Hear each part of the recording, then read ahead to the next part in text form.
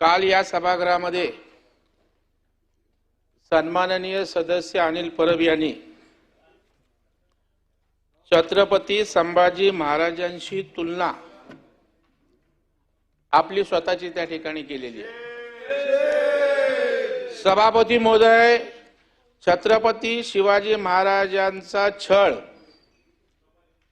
संभाजी महाराजांचा छळ हा धर्म बदलण्यासाठी त्या ठिकाणी केला गेला आणि माझा छळ त्या ठिकाणी पक्ष बदलण्यासाठी होतोय। सभापती महोदय, कोण अनिल परब? संभाजी महाराजांची स्वतःची तुलना या ठिकाणी करायला कोण लागून गेले? अनिल परब। अनिल परब यांनी महाराष्ट्रातील जनतेची माफी मागितली पाहिजे। सभापती महोदय, छत्रपती शिवाजी महाराज संभाजी महाराज हे आमचं प्रेरणास्त्रोत आहे, आमचा आदर्श आहे। हिंदवी स्वराज्य रक्षक ते आहेत। त्याच्यामुळे अनिल परब यांनी या ठिकाणी सभागृहाची माफी मागावी अशा प्रकारची या ठिकाणी मी विनंती करतोय। दुसरं, राज्यपालांचं अभिभाषण गेलं कबुतराच्या भोकात। कुठली भाषा सभापती महोदय? त्याच्यामुळे अनपार्लमेंटरी त्या ठिकाणी शब्दांचं ट्रान्सलेशन करून चालत नाही।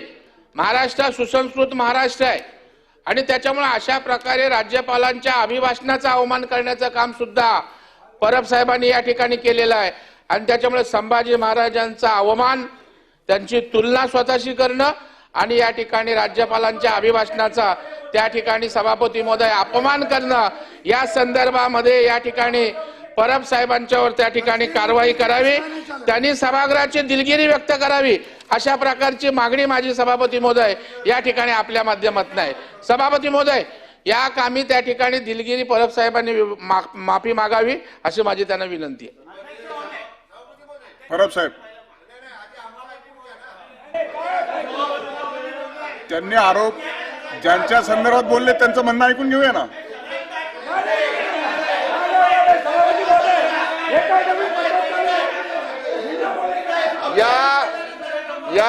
सन्माननीय सभापती महोदय, काल सभागृहामध्ये चर्चा करताना सन्माननीय सदस्य अनिल परब यांनी जी स्वतःची तुलना छत्रपती संभाजी महाराजांच्या बरोबर केली हे अत्यंत चुकीचं आहे। छत्रपती संभाजी महाराजांचा अवमान करणार आहे।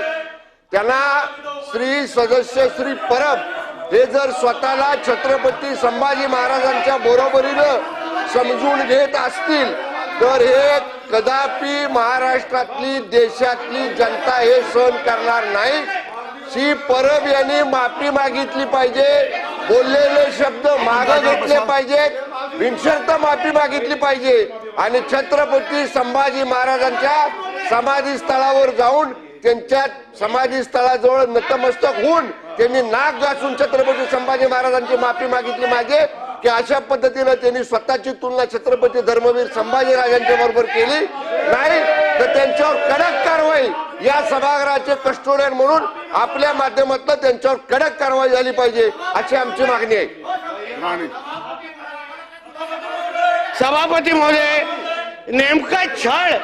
नेमका यांच्या छळ झाला त्याची व्याख्या काय?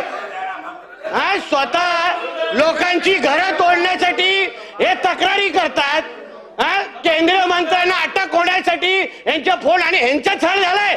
अध्यक्ष महोदय, यांची सत्ता असताना हे लोकांची छळ करायचे, लोकांची घरं तोडण्याचे आणि यांची तक्रारी द्यायचे आणि यांचा कुठला छळ झालेला आहे? हे छळ करणाऱ्यापैकी आहे लोक। हे कुठल्या संभाजी महाराजांना तक्रार करतात, हे लोकांचे छळ करणार। आपण बोला। परब, आपण बोला। अरे कोण आहे हे? कोण आहे? सभागृहाचं कामकाज 10 मिनिटांसाठी तहकूब करण्यात येत आहे।